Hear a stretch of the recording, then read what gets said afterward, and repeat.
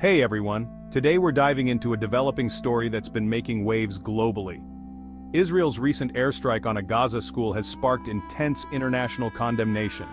Let's break down what's happening and why this incident is drawing so much attention. On September 12th, Israel conducted an airstrike on the Al-Jauni school in Gaza, which was sheltering displaced Palestinians. The strike resulted in the tragic deaths of 18 people, including 6 UN employees.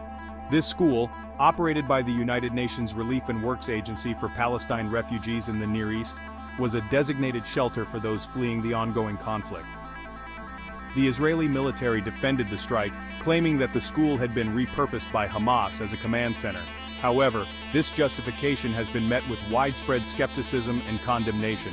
The UN quickly criticized the attack, emphasizing that the school was known to be a shelter for civilians, primarily women and children. Israel requested the identities of the deceased UN workers to verify their employment status, but the UN agency, UNRWA, refuted this claim, stating they had not received such a request.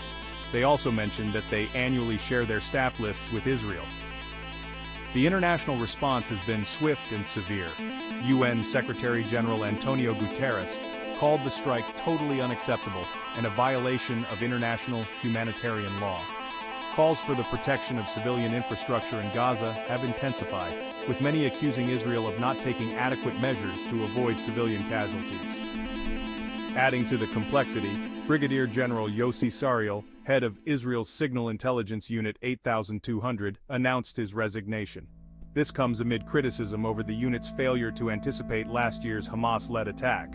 The situation is further complicated by Israel's decision to revoke the accreditation of Al Jazeera journalists, accusing them of spreading false information, which Al Jazeera denies and plans to contest legally. Meanwhile, amidst the chaos, a critical polio vaccination campaign in Gaza is concluding its first phase. Organizers are optimistic about reaching their target of inoculating 640,000 children under the age of 10, despite the challenging conditions. This incident is just one part of a larger, devastating conflict between Israel and Hamas that has been ongoing for nearly a year.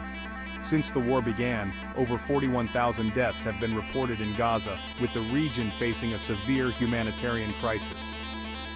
Ceasefire talks mediated by Qatar, Egypt, and the US have yet to bring about a truce, and violence continues to escalate.